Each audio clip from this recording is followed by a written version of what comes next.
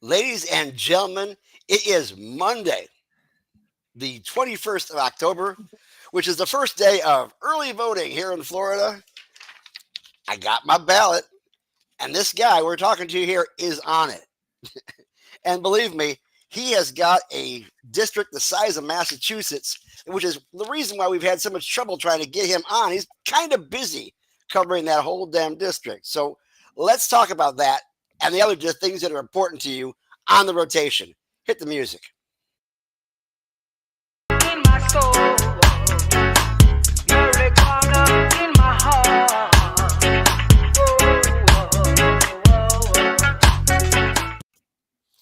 It is so exciting to be on the first day of early voting. I mean, it has been so long in coming. Why do we have to have like a 4-year presidency and a 3.5-year campaign cycle? It just seems to be the way it is, and it gets exhausting. I mean, I am absolutely exhausted from this election cycle so far. I don't know if everybody else feels the same way or not. I feel the same way. I'm just tired of talking to people about politics at this point. It's so illogical now. Well, it's so bad. Here's the bottom line. Like, something that we've been talking about the last couple of days. Nobody can tell you how to vote. Not your spouse, not your crazy uncle with the red hat. But not anybody, and least of all us. We did, however, post a list of endorsements. Mm-hmm. This is our endorsements that we created by putting out surveys to all the candidates and looking at their voting records and trying to connect with them to see if they're the ones you should vote for. These are not mandates. These are recommendations. And as a 501c4, this is what we do. We had some people complaining there were too many Dems on our list. Well, we didn't do that by design. We didn't do that by design. This is what happened when we put the surveys out, who responded to us, and how their voting records look. And there are Republicans on there. There's a Libertarian on there. There's even a write-in candidate because we just can't see any way we could possibly endorse Kim Daniels if she keeps on telling everybody that thank God for slavery and why you talk about the Holocaust when the Jews own all the money. Just saying. It's kind of a no-brainer for us at that point in time. So we made these decisions not lightly. And one of the people that we endorse is this guy right here. So let me introduce ourselves first. My name is Gary Stein. I'm your political director here at Suncoast Normal and the master of public health. Where's the applause? Oh, I'm sorry. Oh, Daryl, that looks so much better. And in the lower left-hand corner, our deputy director and our master of business administration and owner of Chillum CBD dispensary and mushroom shop in both Ybor City and St. Pete, Carlos Angel Ermida. Wait, I want to do you again. I want to do you. Okay. Master of public health.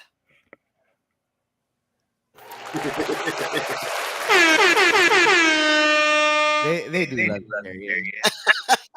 In the upper left-hand corner, coming to us from above the Beltway, where he hits him below the Beltway, Christopher Cano, our executive director and master of public administration, and we three are the masters of cannabis. Yay! And our special guest is somebody who, if you look up Florida civil rights attorneys, he tends to be at the top of the list. Now, he worked with Ben Crump. Well, the only problem I have with Ben is that my wife's last name is Zimmerman, and she has to apologize to practically everybody because of that one particular guy in Seminole County who really did blow it for a lot of people. Oh, that's a great shot. That's a wonderful shot. I remember being an intern in Tallahassee in 2009 and Parks and Crump. That was the premier firm when you wanted to know of who was a mover and shaker in that town. So, thank you, very gracious.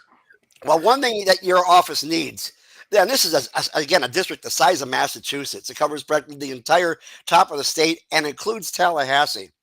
Is somebody who is involved in civil rights, because that's something you don't see enough of coming out of our state capital. That's right.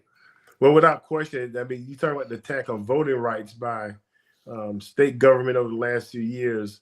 I mean, whether it's the voting rights, trying to decrease the opportunity for people to protest, threatening jail for them, just a real assault on individual rights. In fact, I spoke to a group yesterday about that, a group of young Democrats, about as students having free speech and having your voices heard is everything, especially for people at that point in their lives. So obviously that's my past, and I think that's a big part of the past of advocacy for students at both FAMU, other schools in this state, and across the country.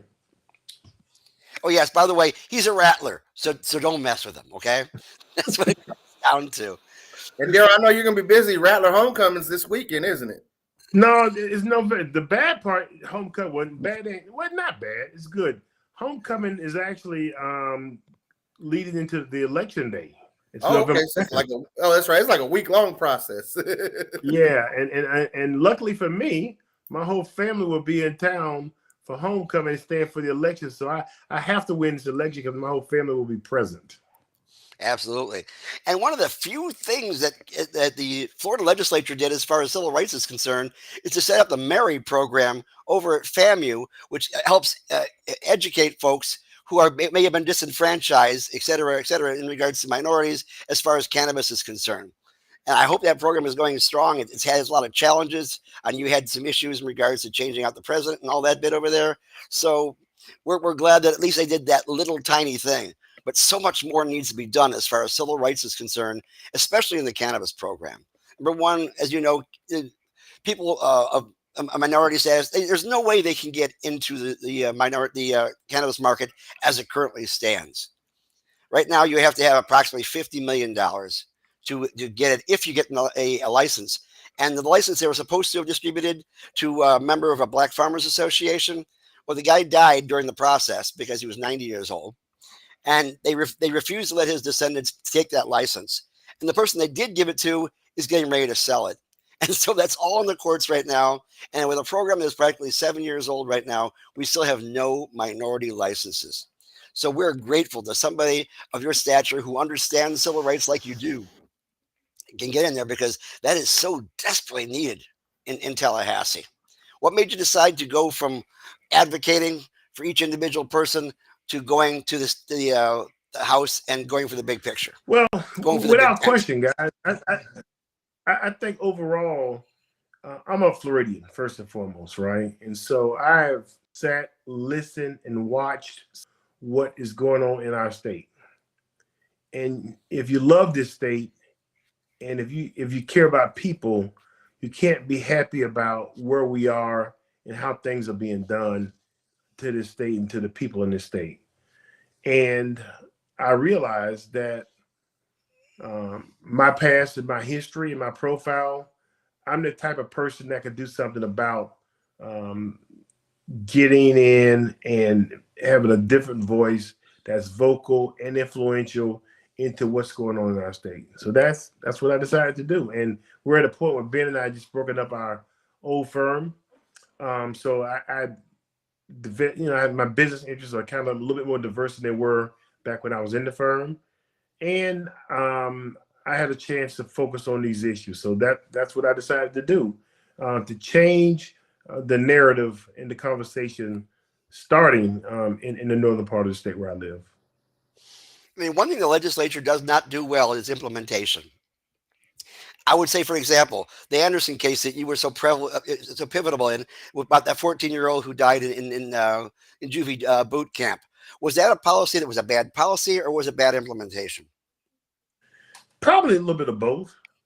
I think whoever thought it was a good idea to have sheriff's departments handling juveniles in boot camps probably didn't think that's probably not a good idea.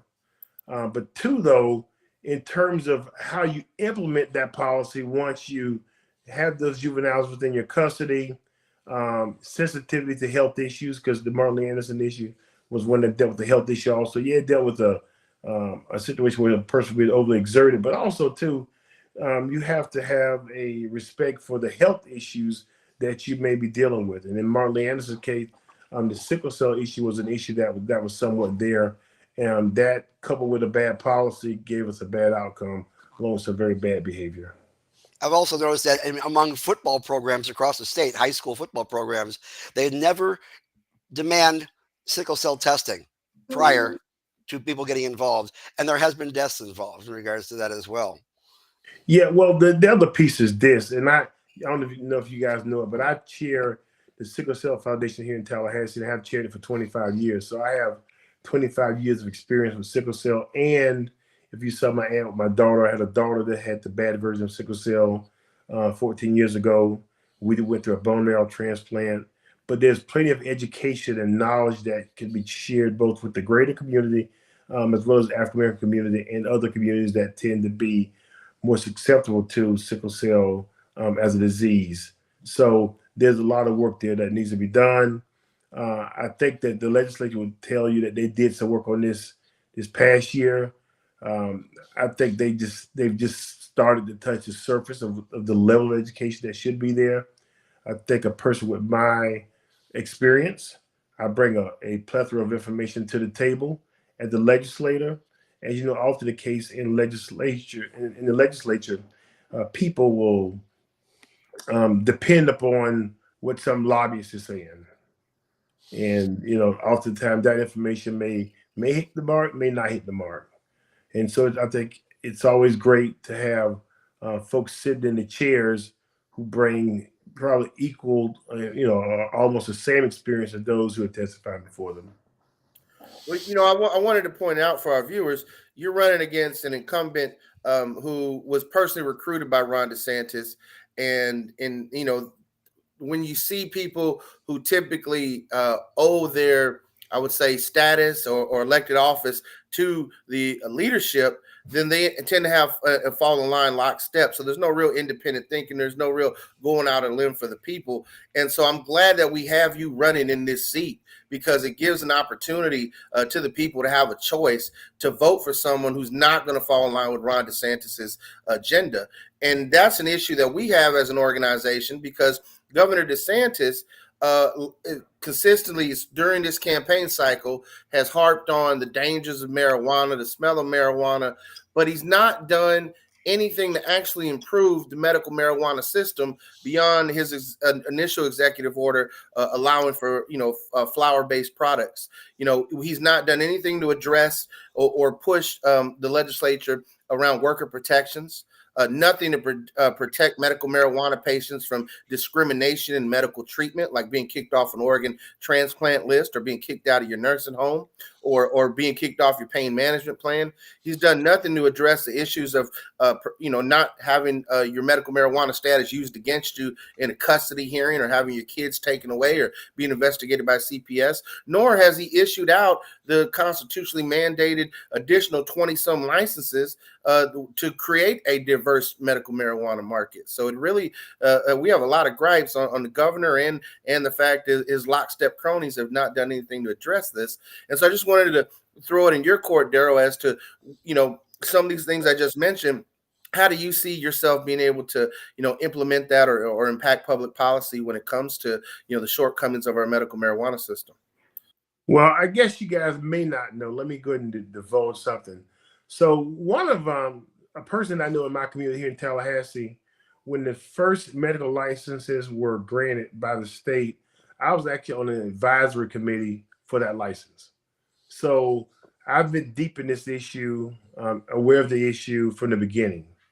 And so I think that given just the information that I've learned through that process, and obviously knowing people who are deeply involved with it, I come to it with something that is squarely on my radar screen, and a whole bunch of perspective that I can add to the conversation. Now, we want to know what your opinion is on the current Amendment 3. You've had a chance to read it. 4. Yeah, 3 and 4. Yeah.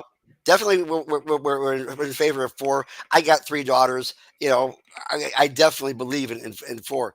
But as far as 3 is concerned, which is having to do with adult use cannabis use in the state of Florida, we want to know where you stand on this. We as a group stand on it because of it. We want to reduce the amount of arrests for possession that happen day in and day out.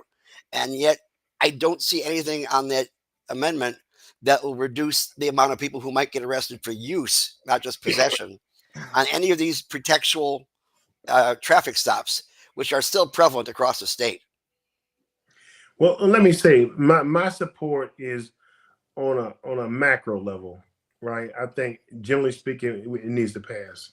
I've not looked in detail at the things within it in terms of the execution. So that's something we'll take a look at. But I will say this, as I said the other day in the debate. Generally speaking, I want to protect whatever the voters supported.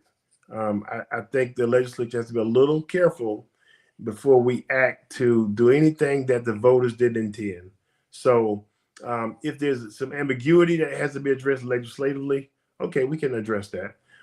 But generally speaking, I want to honor what the voters believe they voted for versus us second guessing or doing the we know best thing that we commonly see in Tallahassee. Now, we generally voted for the felons regaining their voting rights a couple of years ago, Right. and that wasn't implemented as well as we'd expected it to. Not at all. Well, one, because politically, I think there's a group of folks down in Tallahassee who decided that it wasn't in their best interest to have a whole bunch of fellows really get their right backs. So it was clear in that situation they were second guessing the voters and continue to second guess the voters on that issue. Well, we saw the same thing with Amendment 2 with medical marijuana. Joe Redner actually sued, one in the lower courts, lost in the higher courts. But, the idea that you should have whole access to the plant and the right to grow it at home. And that's not what we got with the implementation of Amendment 2. And, that's been a criticism of Amendment 3. But, to the viewers and listeners out there, we understand that every other adult use amendment has been shot down by this conservatively stacked Supreme Court that Ron DeSantis appointed. Amendment 3 was written specifically to be able to pass the litmus test of this court, one of the most conservatively stacked courts in the country. And it did. But it had to be so narrow and single issue in mind that it strictly just allows for adults 21 and up to essentially get over-the-counter access without a doctor's recommendation from the existing licensed entities. And it does have a caveat in there that the legislature could license other entities. And that's something that, again, we're going to need the right folks in office who have their head in the game. And Daryl, you've been on it from the get-go, like you said, from that original licensing committee. So, we're definitely going to want to see some type of way where other businesses can get into this. The vertical integration in Florida seemed to be a safeguard measure. But in actuality, what we've seen is it almost has created an oligopoly in a lot of ways, where there's only a handful of businesses running things. And it just, small business owners like Carlos will never really get the opportunity to get into the industry unless we do break up vertical integration. I can see that. Yeah, I just want to point out a few things on what you said, Cano. Basically about this whole we shouldn't vote for Amendment 3 because there's no home grow. First off, regulate Florida. That won't stop them, though. Hey, sorry, guys. I just want to rant about this. But no, regulate Florida was up for review by the Supreme Court of Florida. They had a petition that it did two things. It aimed to legalize marijuana and it aimed to legalize home grow, right? Denied. Single subject rule. You can't have home grow in there if you want to legalize marijuana. So we've seen this before by the Supreme Court. And second, there was an organization called WISE that sprouted out at the same time Smart and Safe Florida came out. And this organization was dedicated to producing an amendment with a single subject rule of growing cannabis, being able to grow cannabis at home. And nobody seemed to give a shit then. Yeah. So, I mean, this is what we got right now. We shouldn't avoid from taking a step forward because we can't have everything that we want. We should still move forward, guys. I'm tired of being stagnant. One thing I found out going through the court system, and I helped with Joe Redner with some of his bills and helped write the Flora Grown bill, which was magnum opus. And but the situation is that a single word can kill a bill based on how the Supreme Court or the Court of Appeals wants to change it. And in fact, the home grow bill that Joe Redner had was knocked down because of the word use. Just one word, use. Yeah. as to what use meant. Did it mean you could grow? Did it mean you could possess? Did it mean you could actually use it in public? And that's what my concern is right now. Yes, Amendment 3 does allow for possession and sales, and it says that specifically, but it doesn't say anything about public use. And yet I saw a TV ad the other day. I had sent this to Carlos to take a look at, where this woman claimed that it definitely says that they can create a situation that would prevent public use, and she wants to be able to smoke anywhere she wants. Well, right now, public use is already illegal. It was made illegal when we went through medical cannabis. And Gary, fun fact, public use is illegal in Colorado. If you ever go to a 420 festival out there, you'll get $1,000 ticket for smoking a joint at a Bob Marley and the Wailers concert. I've seen it happen to people. But for some reason, people think that, just because a state legalizes adult use, that all of a sudden it becomes this mecca of being able to, treat it like it's the 1969 again. And this, that's just not the case. And so, Amendment 3 is, like Carlos said, it's a first step. It's not the last step. It's not a giant leap. Daryl, you know this better than most. When it came to civil rights, the Civil Rights Act of 64 and the Voting Rights Act of 65, there wasn't everything in one get-go. It took steps of legislation that had to be rolled out for folks to be able to get to where they want to get to. And on this topic that you touched on, Gary, when it comes to searches, there is still a disproportionate amount of Black and Latinos in America stopped, even in legal states, on the highway. Still get their cars searched, still get their cars tossed. What some of that could cut down on of those searches is, like they've done in Maryland, like they've done in Virginia, is that if we toss the smell of cannabis out as probable cause, and they've had to do that via legislation.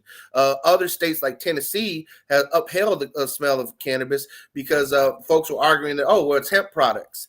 And so, there is that issue of whether or not we should continue to have a drug dog be able to come by your car and get your car tossed for the smell of marijuana. So, Daryl, that's something that the legislature, may also have on their hands. And we like to highlight to all of our candidates the different issues that folks have talked to us and the different issues that other states have seen, moving forward. So, your freshman class will definitely have a lot on its plate going in after this election. So true. I'm sure that there are folks out there, especially the folks who are on both sides of this, have a ton of issues that they probably plan to bring forth after this thing passes the general election. Now, I'm not trying to get too political as far as the other party is concerned, but they seem to be in an awful lot of denial.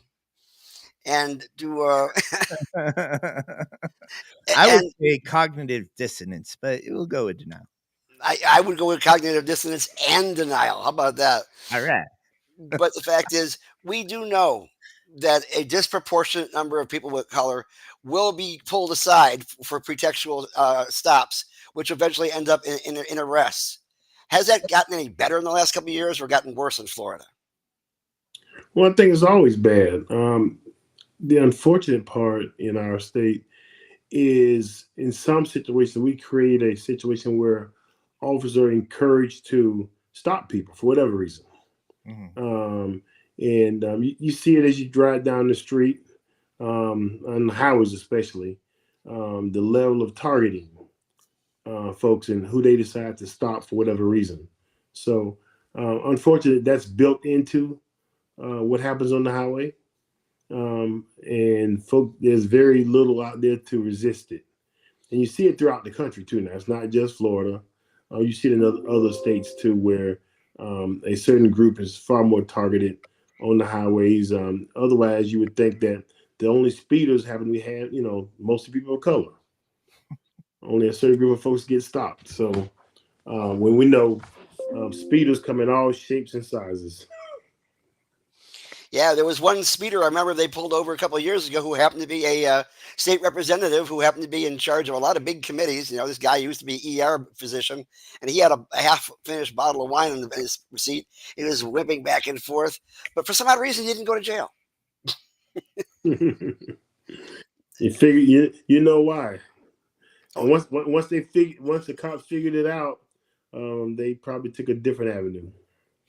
Well, we have discretion on the part of policemen all the time. I mean, Kano and Chris and I And Carlos and I worked on getting civil citations here in Hillsborough County.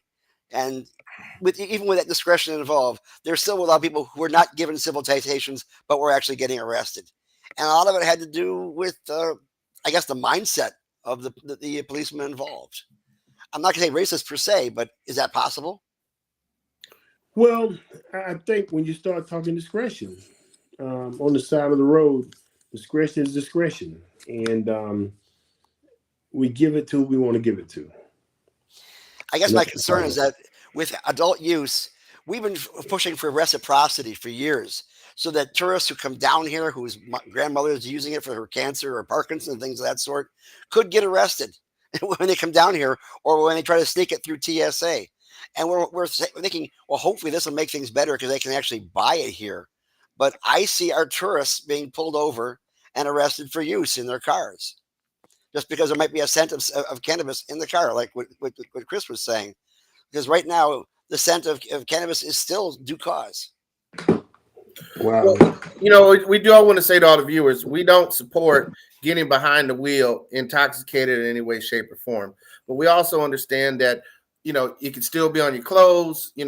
If you happen to smoke in your car, those are all different things. So protect yourselves. Be an intelligent consumer. Normal supports the freedom and civil rights of all responsible cannabis users. Responsible is a key word in that. And be smart. Know your surroundings. Know where you are. Know what you're doing. But we're going to continue to do everything we can to make sure folks are safe. Now, again, the federal illegal status of cannabis as a Schedule I drug, and even if the December 2nd hearings by the DEA decide to change that to Schedule III, there still is this issue of crossing across state lines with it. So you're going to have Georgia troopers waiting for you coming into Florida. You're going to have troopers waiting for you when you cross that border coming out of Florida. These are things to think about. Interstate 95 is the drug highway of America. They come in through the port in Miami, and it goes all the way up. The traffickers drive illegal drugs, illicit drugs, all the way up to Maine. So there's this issue. But what we do have with Amendment 3 in other states as well, 25 states to date, essentially half the country, is that domestic cannabis markets have severely impacted those illicit markets from other countries, from whether it's Mexican cartels or Colombian cartels. We can produce homegrown cannabis here in America at much higher quality and much better prices than any of the illicit cartels can do. And that's the issue that we want to caution our government on, is that they see tax revenues on this. But if you overtax it, like we've seen in certain states like California, you're going to drive people back into the illicit market. So, Daryl, one of the things that, you all are going to probably address is, what's the tax rate going to be? And that's a major concern folks have, because one, the medical system, you don't pay taxes on medicine in Florida, but an adult use system, it's no longer medicine. So there's going to be a tax on it. It could be local taxes, state taxes, county taxes, but the tax rates are going to drive people back into the illicit market and away from safe and unregulated products. And that's going to be a concern that definitely we're going to share, is we want safe, regulated products. People want that peace of mind. I mean, there's also been criticism in the Wall Street Journal recently of the current medical marijuana players in Florida, and how 80% of their tested samples fail for safety when it comes to mold, pesticides, heavy metals, all those other things. Wow. Without question, that's a treasure trove of issues that we're going to have to deal with. I'll say this here. If you guys probably know, one thing I didn't say earlier is on the educational side. I'm closely associated with FAMU, so the educational part of this at FAMU, the Mary program, I know a lot of people personally with this Dr. Green Powell. I think they have a consulting firm here in Tallahassee working with them. I think I saw a young lady at large. She's with Salters Mitchell. I saw her the other day. And we're talking about just some of their efforts in getting the proper messaging out on this. So it's close to where I live. I live right by FAMU.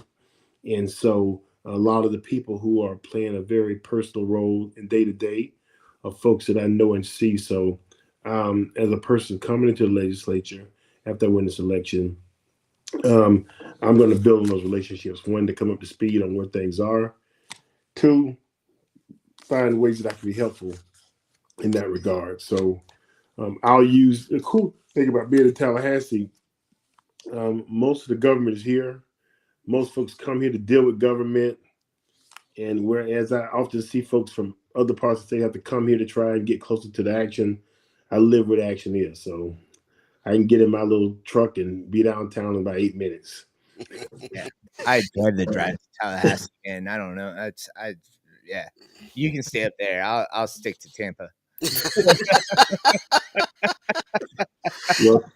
Well, I'll say this here: Tallahassee's been spared all the hurricanes, so yeah, that's true. We are kind of screwed up down here in Tampa right now. Yeah, I looked at the climate change maps. Other than Mount Dora, Tallahassee is the only other spot that doesn't get sucked up under the ocean in the next 100 years. Well, they're kind of high on the hill up there, you know. That does make a big difference. Daryl, I got a couple of people posting on my Facebook the other day saying, "Can you tell me why we should vote for Kamala Harris without mentioning Trump?" And I said, no, you can't do that because it's a choice between two people, not a choice just of one. Anybody who has a vote between at least two parties. That's how we got set things up. So you have an opponent. I call him the Herschel Walker of the Tallahassee Senate. But I mean, we had an issue with him in the last election where he mentioned the fact that he was having an anxiety attack. He got himself a D8 gummy from somewhere, maybe a gas station or something. And he said he had an anxiety attack and he had to rush himself to the hospital to get his stomach pumped. Of course, by the time that he got to the hospital, most likely the stuff was in his bloodstream anyway, if he was feeling anything from it. But obviously he was not educated enough to utilize the medicine. And yet he was speaking out against it. And that's my concern. We'd like to make certain we have our legislators educated. What do you see as a difference between you and your opponent? On which issue? I mean, in general? pick your favorite. Well, a couple of things, man. You know, we probably the only we have similar in common is we black, okay, and big guys. It stops there. My life has been spent really working for Floridians and getting involved in situations and cases in people's lives where they were in big fights against big institutions, knowing with their life on the line. And so we built a firm that got very deep into cases, whether it's, you know, we did things like voting rights stuff, pro bono for Madison 9, got involved in recounts in Gadsden County when Morris Young was under threat for sheriff in the recount, to getting out here and representing these cases against whether it's, you know, police department, sheriff's department, Department of Corrections, major hospitals when they did people wrong. When you live a life of dealing with life and death stuff, you tend to see things as life and death is very serious. And normally those situations involve somebody who's up against an institution. And institutions have unlimited money. And normally the last fight you ever want to be in is a fight against an institution because they have enough money to fight you forever. And you are just a person. So all you have is your humanity. All you have is the one life you have, and you got to deal with things. So my life has been spent working on those life and death things. And I often think about the cases where people lost their lives that I was involved with, and I may have had to do an autopsy. And I'm looking at the person laying on the table who's dead. And I'm trying to figure out what happened to them so I can properly tell their story. And so when you live that life, and you see that person's body laying there, and you're trying to figure out what happened to them, and was it wrong, and does our society and our laws offer an answer for that? And that's serious shit, y'all. Okay, that ain't a day at the park. Okay, that ain't a day at the park. That's some serious stuff that's happened. So normally you've had some alleged police investigation, you've had an autopsy. You've had a family or person that had no answers, and that came and talked to someone like Ben and I. And we decided that we thought it was important that we would invest our time and energy. And let me say, there ain't a bunch of money in that kind of work, y'all. That's the biggest lie told out there, right? You don't hear about it. For as many deaths you hear that go on involving institutions and law enforcement organizations, there's no truckloads of money being given to those families. So don't believe that lie, okay? But what you do have is a bunch of people losing their lives in many situations. And unfortunately, the calling card has been from one side of our community that you're just supposed to support the law enforcement no matter what. And I support law enforcement, but I also better put, I support equal justice on the law. Equal justice on the law. And that's the hallmark of the system. It ain't whatever this guy says is true and whatever the other guy says is not true. No, we have a system that requires justice be equally given and administered. And so we take that for granted because we get scared into, you got to support this guy if he's a function in the process. One function. There are multiple people who play a role in that process. I was honored in my life to be able to be a person or a citizen that could not do stuff for money, right? Because, as a lawyer, you can do a lot of stuff to make a lot more money than I made. But when you take on a situation where a person has lost their life or been severely hampered because of someone else, you are taking a different approach. And so I come to the table with a resume of doing serious stuff, laying my career on the line, and fighting for the lives of people. Most of the time it's not popular to do, because the easy thing to do is to say, I back the blue. Whatever they do is fine. Well, that's not proper law, and just take the blue out of it. We all ought to be for proper implementation of our laws, period, whatever that looks like. Now, proper implementation of our laws. One thing I found out is our Sheriff's Association may be a group, but there's a lot of diversity within that group. The Sheriff of Gadsden County actually came out in favor of Amendment 3. Grady Judd over by our side of town, not so much. I mean, Chris has personally debated Grady on a number of occasions, and he came up with the idea that he had done a research of all the people who were in jail for cannabis possession and saw that the majority of them were violent felons. And so therefore he came to the conclusion that cannabis actually makes you into a violent felon. Well, Gary, I'm glad you mentioned that, because that's a kind of a good segue into one of the issues that Daryl touched on, in that institutions have unlimited dollars. And one of the institutions right now that's been running ads against Amendment 3, essentially, or rather about the harms of cannabis, is Ron DeSantis's Department of Transportation. And he got Grady Judd to get on there. And Grady, quote, said, "When we make home visits for domestic violence calls, they're often associated with marijuana use."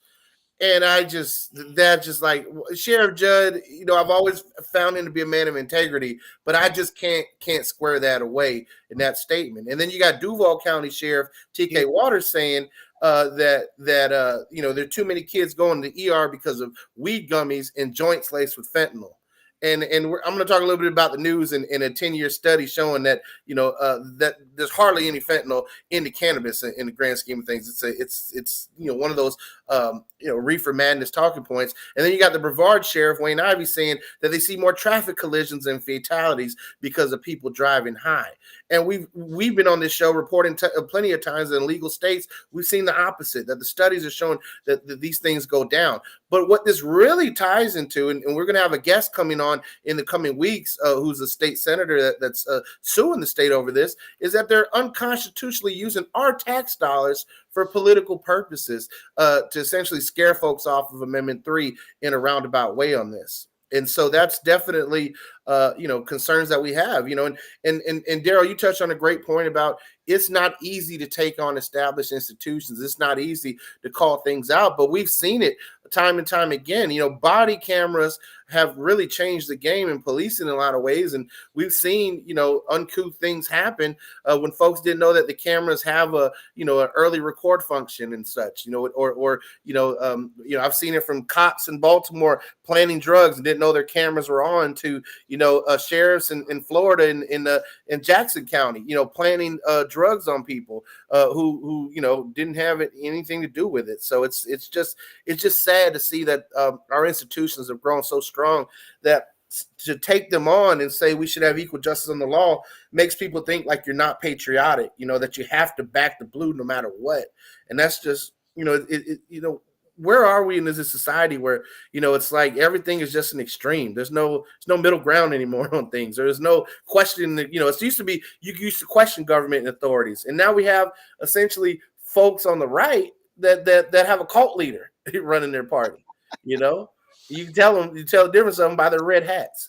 So Daryl, you've been on this earth longer than I have, and Carlos, what is your thoughts on it? Especially, you bring a unique perspective as a black man to the situation, and one that's been in the fight for civil rights.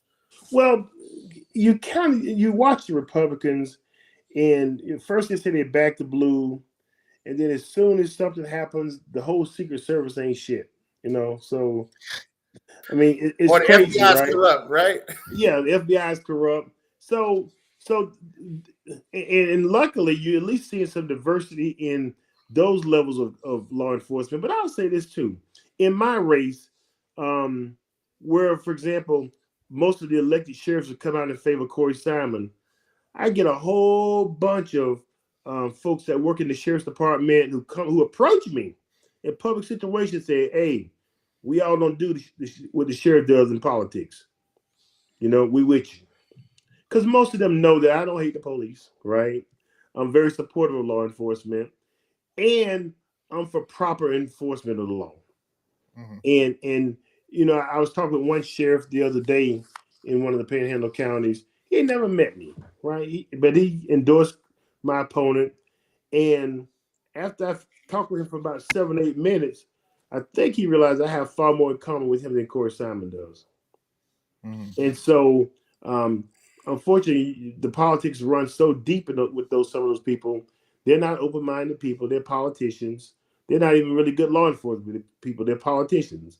And so keeping, in that position, I would hope that their goal is to keep everybody safe, and they want everybody to have confidence in that department, because when people start, not having confidence in law enforcement officers, it leads to a lot of other things. And so making sure once elected, you gotta, be there for everyone. And it's important. Y'all asked me earlier about the difference between the current senator and I. Another really big point is I probably care far more about other things in this area than he does, whether it's business development, public education. He talked about school choice, says nothing about the hit that public schools have taken as a result of some of his other policies, the lack of money that's coming to the public schools. Says nothing about it. I care. We mentioned that I do some work in sickle cell, but primary care is like a major issue that I care about deeply. You hear him talk about hospitals, but as you guys know, since y'all getting a little older now, when a person gets to the hospital, they're pretty sick. And so the key in life is to deal with whatever conditions that you happen to be dealing with before you get to the hospital, so that you manage those conditions. So those are the issues I care deeply about. I live that life, and that I'm really, really into. Well, I'm glad you mentioned that, because there's one thing that has bothered me, is that I've got a great historical perspective in regards to how medicine has approached cannabis over the last century. And one of the things I actually found out in the 1800s was that cannabis was actually a good method to reduce what they call opioid poisoning, or reduce opioid withdrawal, to allow people to get off of opioid, morphine, whatever it was at the time.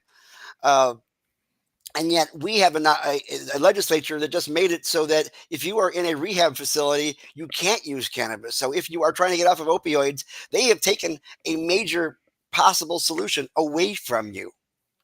And we're trying to find a way to get that back in, because we still have an opioid epidemic in our state. Yeah.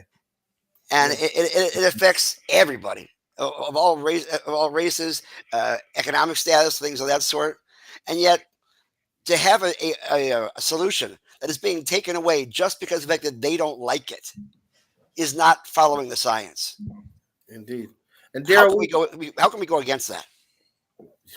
well, Gary, we're gonna have to get folks like Daryl elected, and they're gonna have to pass a law to overturn it. But then, even then, we're gonna have to make sure that either DeSantis ain't in office when it happens, or have enough votes to override a veto. So the process is what it is. Like Daryl, I spent a lot of time going back and forth between. That's the reason why I hate going up there. It's because I've spent a lot of time going back and forth between Tallahassee and Tampa the past 2 years, particularly because of these hemp bills. And two things that I noticed. One, I want to talk about your opponent in just a minute, but first, right? You really do, like, it really seems to me, if people who vote Republican just look at how liberals and Republicans are using their vote, like legislators are using their vote, it really seems like Democrats have become almost the embodiment of what like old school Republican values are: small business, free market. These are things that Democrats really have been fighting in Tallahassee to protect against against these conservatives up there that are just kind of like your opponent, just kind of placed in there. They do what they're told, right? The guy in charge has an agenda, right? And I'll tell you what I mean. All these times that I went up to Tallahassee, right? I sat at these committee hearings, and Corey Simon was in these committee hearings, and he was quiet as fuck. He did not. He sat there and he listened, But at the end, he voted no. He got out, right? But there was one particular meeting this year. It was the first time it was heard in front of a Senate committee, right? And they were armed. You know what I mean? Like, they saw that we were fighting this hemp bill last year. They saw that we were even successful in getting it changed before anything was voted in or anything like that, right?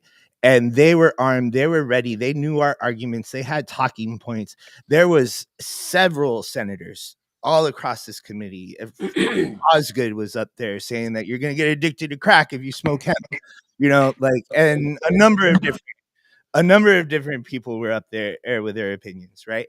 But this particular one was the one that Corey spoke, and he had this whole speech prepared about how he ate a gummy and how the person at the store didn't tell him, right? And yeah, he said start slow and build your way up, but he didn't really know what that meant, so he just ate a whole gummy.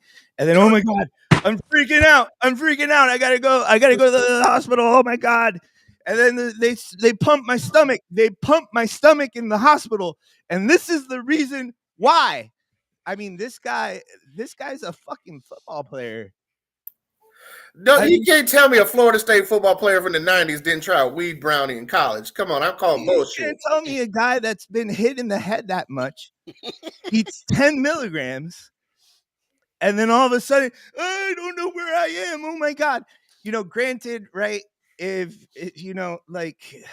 Granted, people consume edibles, they need to be educated, right? If you're eating 100 milligrams and you're a lightweight, you're not going to have a very good time. But I mean, come on, dude. Like, this guy is up there lying out of his ass, right? Just doing what he's supposed to do, what he's told to do. And, this is the reason why we need to get people like you up there, people who are educated, people who know the law, people that know what people need. And people who can handle their edibles. Yeah. But on that note, Daryl, why don't you go ahead and close us out? I know you're a busy, man. You got a huge district to campaign on. Why don't you tell the voters at home why they should support you and how they can support you, where to go to? So, supporters, you guys, if you want to support my campaign, it's a great campaign. We're going to flip the seat from from Republican to Democrat, and things are going really well. Go to darylforflorida.com, darylforflorida.com. If you want to help my campaign, I represent far better North Florida values than my opponent, and I'll be a great senator. I'll be a friend to folks. I won't say which family member, but I have family members who have been enjoying good cannabis all my life, so I'm used to the smell, and so they haven't. Have you ever partaked, by the way? It has not had a negative effect on their life. I'll leave it at that. Thank y'all so much. Thank you so much. We appreciate you, Daryl. And with that, team, I think it's time to go to our news segment. Yeah, absolutely. Thanks, Daryl. Bye-bye.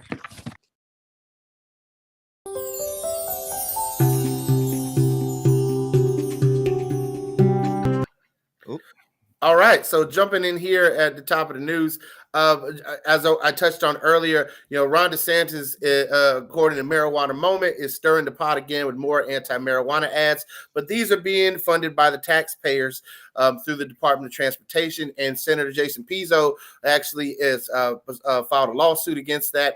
We're actually going to have Senator Pizzo come on the rotation here the weekend before the election on November 3rd, so pretty excited for that.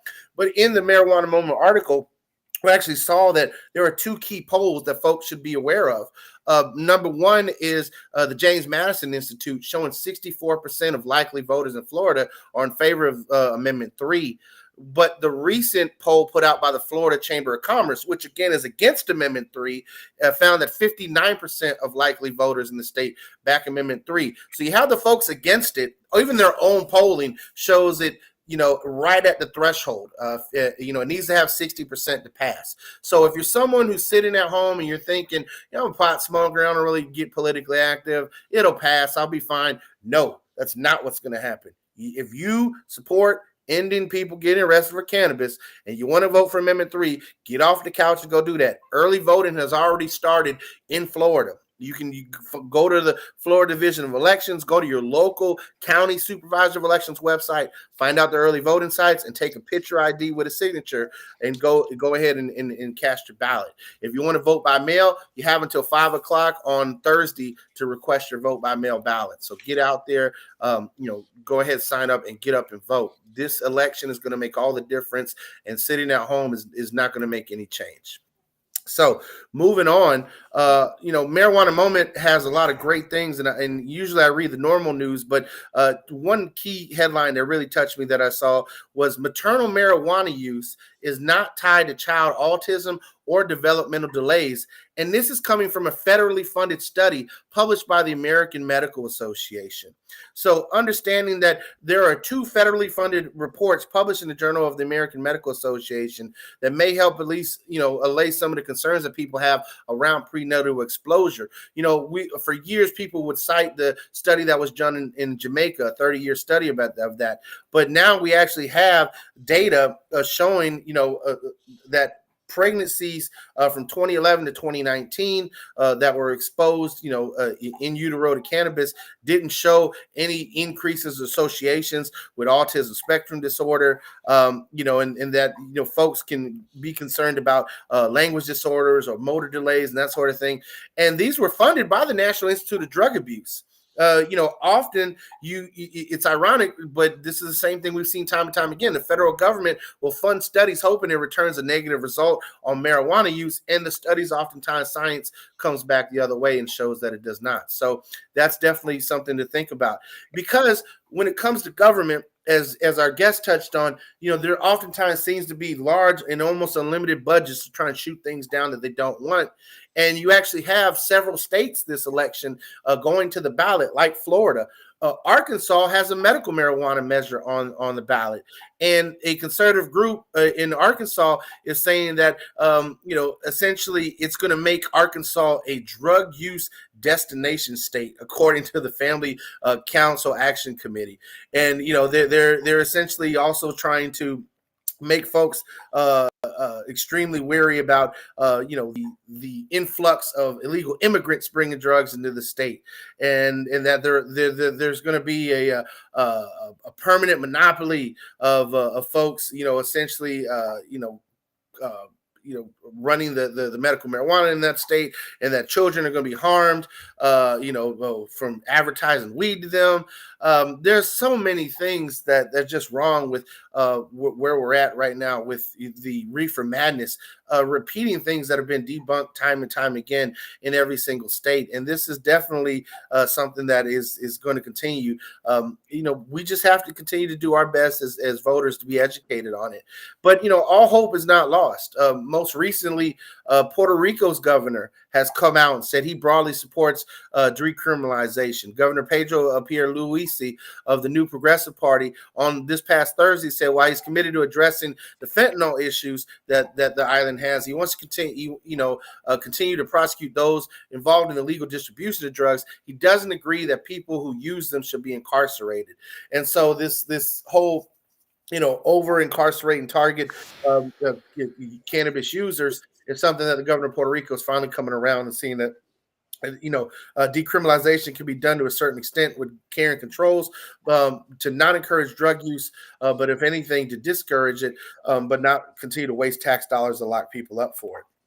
Now, on the other hand, you have the U.S. Army coming out with an updated drug policy explicitly banning Delta-8 THC hemp products and even warning soldiers against consuming poppy seed bagels, which can create false positives when testing for opioids.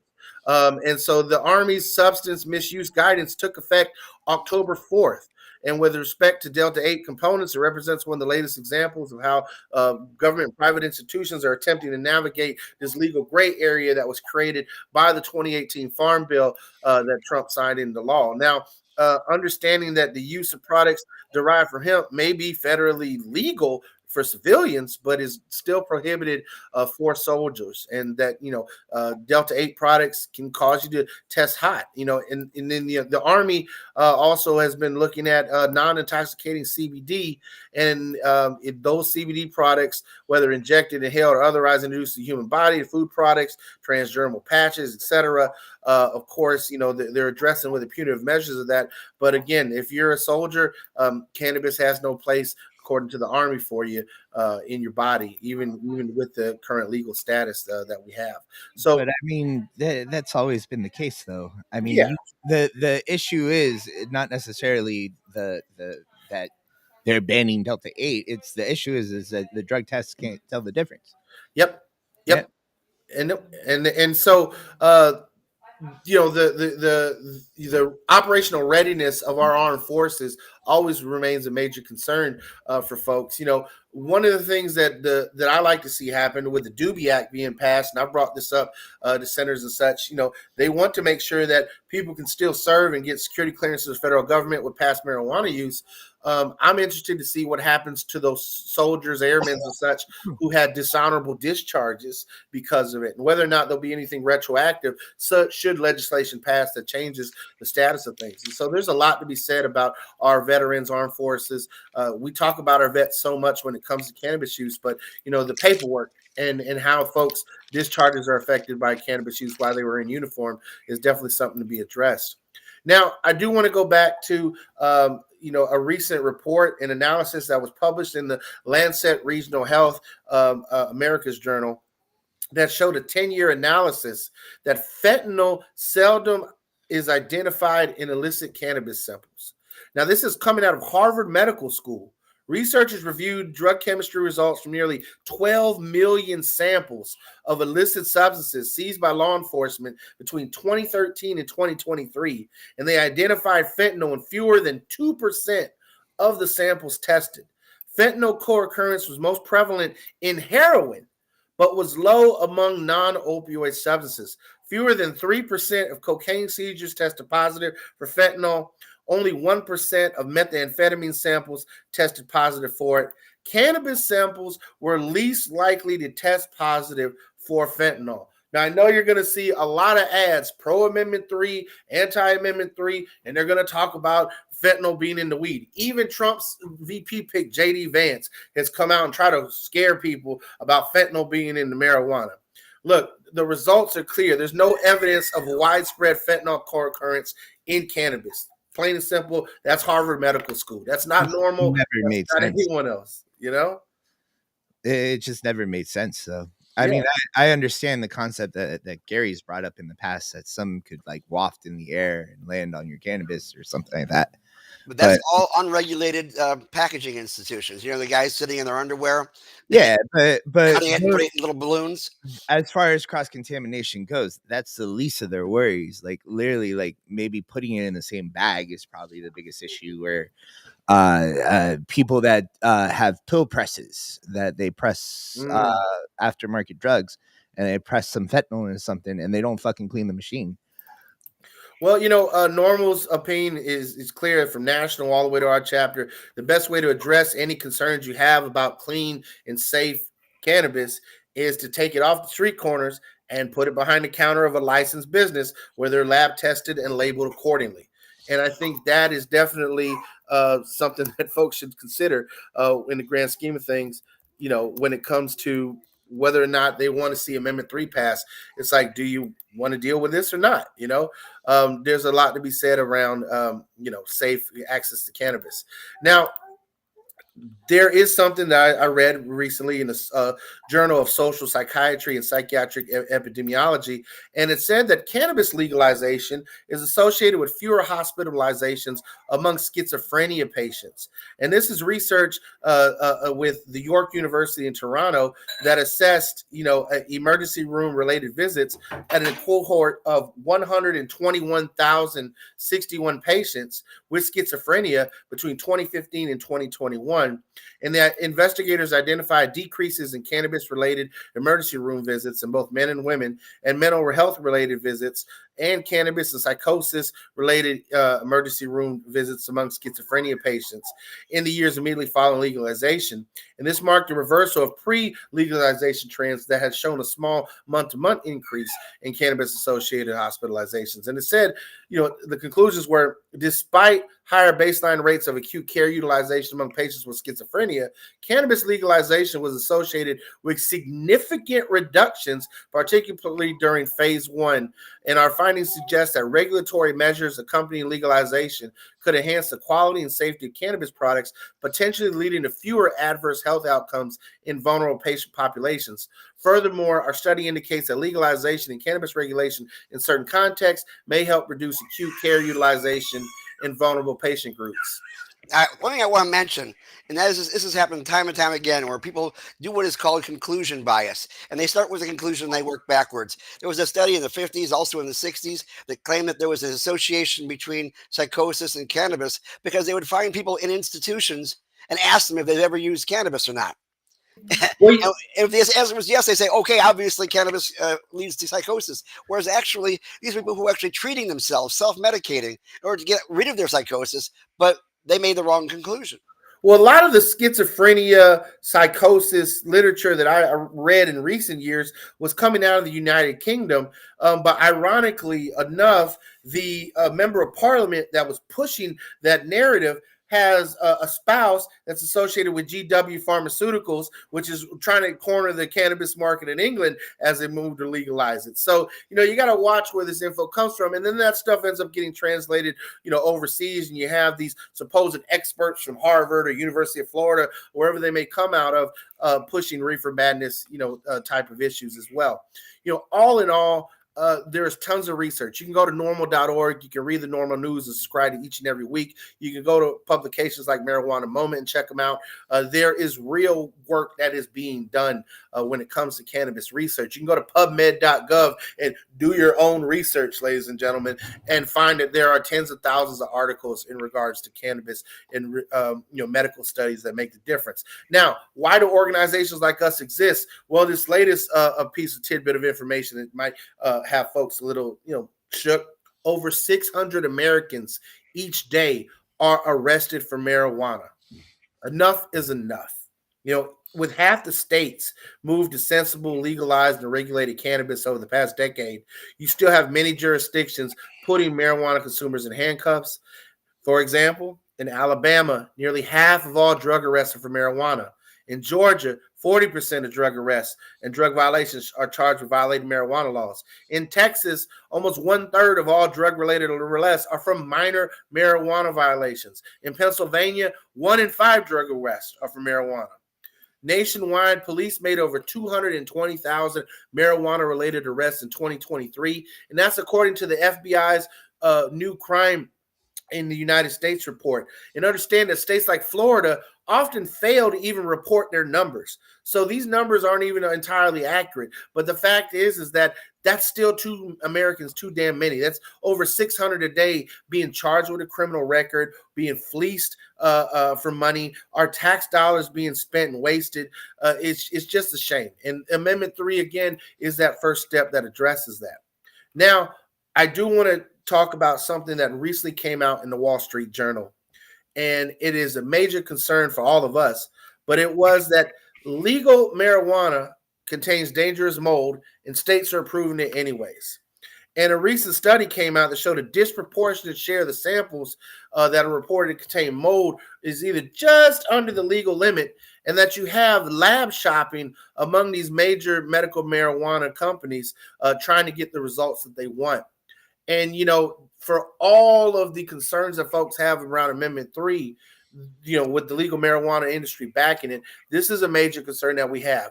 And I hope that our candidates that we've had on, and the folks that are listening, and the folks that win their election that we didn't endorse, should things go a certain way, address this issue of making sure that there's integrity in laboratory testing in the state of Florida and when it comes to cannabis samples. Because again, as a medical marijuana state, it is safe access for our patients that should be the biggest concern. And if there is mold, pesticides, heavy metal, and aphids and other pests and such and parasites, that in itself is no good for medicine for sick people, for cancer patients, for Alzheimer's patients, for folks with chronic debilitating illnesses. And we should not allow medical marijuana treatment centers and vertically integrated companies, multi-state operators, to be able to doctors or laboratory shop, if you will, to get the results that they want. No different than how we see candidates will shop to show polls that they want. So this is a major concern. Carlos, you touched on this before as a business owner. When you're selling your hemp products, certificates of authenticity matter. And so, tell the folks a little bit about how when they go into your shop, what they may have a different experience around, safety and concerns for purchasing products. I mean, I don't envy anybody that's trying to get into this business new, because the ability to provide a safe product in the hemp field requires a lot of vetting of different companies and just like understanding how these different companies operate. But I'm in a particularly good situation, because some of these companies on my shelf I've worked with for 5-6 years now. But I mean, when you're searching for a product, first off, you want to look for that certificate of authenticity. You want to make sure that they have several certificate of authenticities, and what that means is that they have proof that they're consistently testing their product. You want to make sure that that COA isn't from 2 years ago, right? You want a company that tests every single month or every couple of months, right? Just something constant to make sure that they're finding a consistency in the quality of their product. Right. And then you want to look at customer reviews. I mean, one thing about this business too is if somebody gets a bunk product, they're going to complain about it, and that's going to go online. So look for a product that people stand by and people support, and they're out there, they're out there. Enjoy, Mellow Fellow, things like that. Companies that the customer seems to consistently enjoy. Well, when we look at where we go with the future of this, right? If Amendment 3 were to pass, if the endorsed candidates that we have, win the election, folks might think, well, what happens next? Well, the very next thing that's going to happen post-election is on December 2nd, there's going to be the rescheduling hearings held by the DEA. Now, should Normal be selected, we're prepared to send our experts up there, to Virginia, in Arlington, where they're having the hearing, and testify that cannabis should not be Schedule 1. It definitely shouldn't even be Schedule 3. We don't want it on the schedule.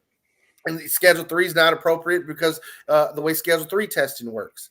But this is going to be an ongoing fight.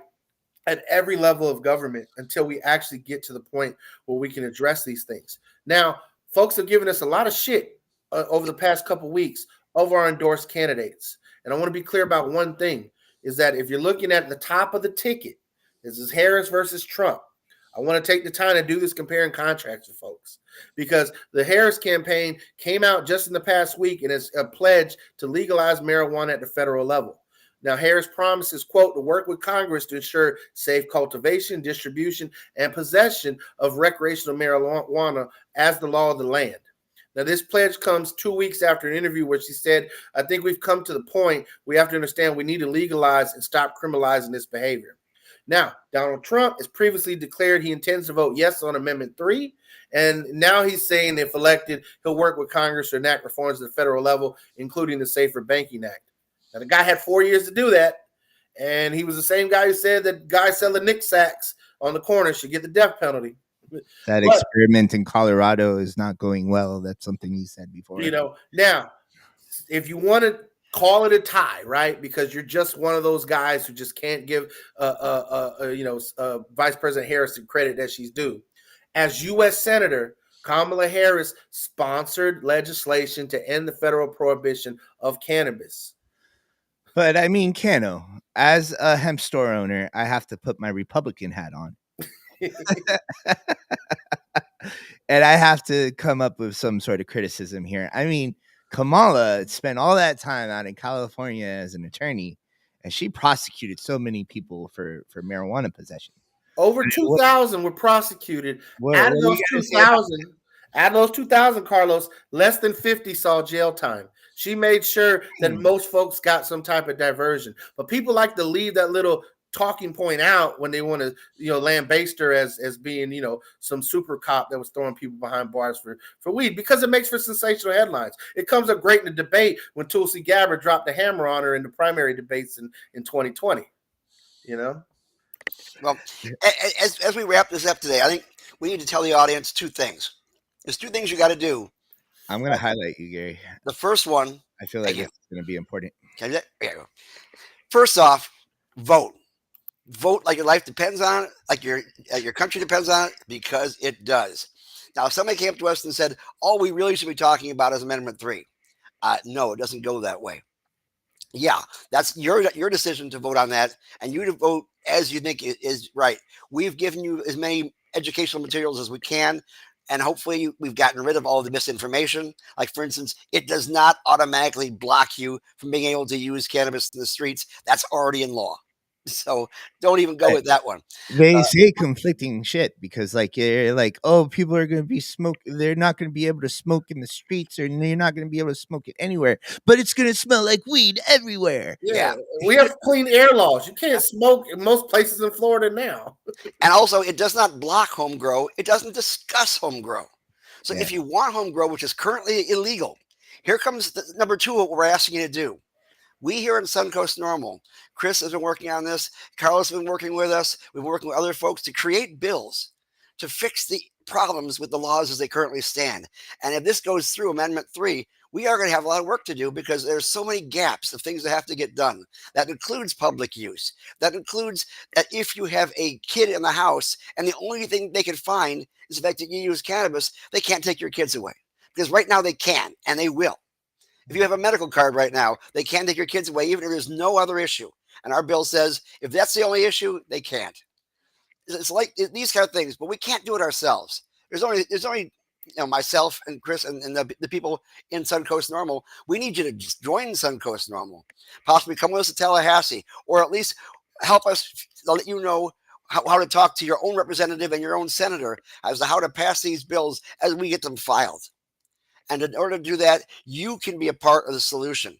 And that is what Suncoast is about. That is why we put out the endorsement guide, because we need to have the right people in office who will vote for these kind of things. Because if they're just going to be a lackey for the executive branch that tells them not to do these things, things aren't going to get done. Mm-hmm. So we need to get the right people in office, and we need to have the right bills, and we need to have you support them. That's your homework. And if you don't like the way the endorsements came out, become a member. We're a membership-based organization. Help us craft, be involved politically. Gary would love more folks to be involved in our political committee. Gary would love more folks to come with him to Tallahassee, talk to our senators and such. We're a diverse group. We're a diverse group politically, ethnically, religiously. You know, folks come from all different backgrounds. That's the reason we exist, is to create a safe space for responsible cannabis users to connect with each other and to address these issues. On that note, we actually have a virtual member meeting coming up this week. So if you want to know about Suncoast NORML, how you can get involved, what's coming up with upcoming elections, you can go to our website, sign up to be a part of our virtual membership committee. There's a Zoom link there that you can RSVP and such, and join us Thursday, 7 o'clock on the 24th. We're going to be on for about an hour and a half talking about these issues, talking about where we're going as an organization and how you can get more involved. Now, being a membership-based organization, our primary function is to do amazing things for our members, which is why we do an annual Halloween bash. Unfortunately, the hurricanes have kind of put a damper on the party spirit right now, but we are still going to hold Halloween 2024 on November 16th at the Dignitary Cafe right on West Shore Boulevard. Now, some of you might be wondering, well, where's Dignitary Cafe? Before you hit the bridge, going over the Gandy Bridge, 4817 Southwest Shore Boulevard is the Dignitary Cafe. So if you're going to come from across the water to St. Pete, if you're going to come from Tampa, it's an amazing spot. There's plenty of parking. Cool we're going to have one hell of a bash and party, and we're still going to have a costume contest on the 16th. So bring your best. You get a replay if your Halloween costume falls as a dud. Come on out. There's going to be live body painting there. There's a cash prize for the costume contest. And we're gonna have music, live entertainment. We're gonna have some amazing food. Yes, it's not just a cash prize. I'm throwing in a Puffco Peak. Puffco. Whoa! I want to compete now. I'm gonna get my costume right. Oh man, I want a Puffco. I'm glad we have the time, because I know that this was a event that's been developing, and we decided to go with live body painting, which is great, because the cadaver painting, we thought about it first. I don't think it's legal. Yes, it has to be a live body to body paint. Otherwise, that's just a crime scene tampering. Yeah, because dead body painting it wasn't a popular thing. Oh man. I just wanted to let everybody know that I dropped the link to our virtual member meeting in the chat. Yeah. So if you want to join, you just got to click that link. Yeah, but if you're watching this on replay on social media, it's right there in the comments. So look, this coming week, we're going to replay this episode. So if you're watching this on the replay, the next time we're going to be live is Sunday, November 3rd. We have very special guests coming up with Senator Jason Pizzo, who's actually suing the state of Florida over using your tax dollars to try and stop Amendment 3 and legalization. And I'm pretty excited headed into the election where folks are. But all in all, right now is the time to start now with the early voting. Get out and vote. If you're voting this weekend, go ahead, go to your local library. If you're in Hillsborough County, go to your supervisor of elections website for your county. Find out where the early voting sites are and what type of ID you need to bring. And then, of course, if for some reason they tell you can't vote, or if you're in the wrong spot, request a provisional ballot. And then clear up whatever your issue is with your SOE within 24 hours after that. So that's I do want to mention, by the way, acceptable forms of identification when you go out to vote are not just your driver's license or your voter's registration in Florida, but your Florida ID, your passport, military or student ID, debit card or credit card with photo if you have one of those bizarre things. And you can even bring your, believe it or not, Florida concealed weapon or firearms license. This does not mean you should be concealed carrying in the bowls, just so you know. But that you can bring your license, and that will help you vote. So there's ultimate ways you can go ahead and get there and vote legally. Do it. Basically, like every document that an illegal immigrant can't get is what you need to vote. So We'll see you. All right, guys. Catch y'all in the rotation.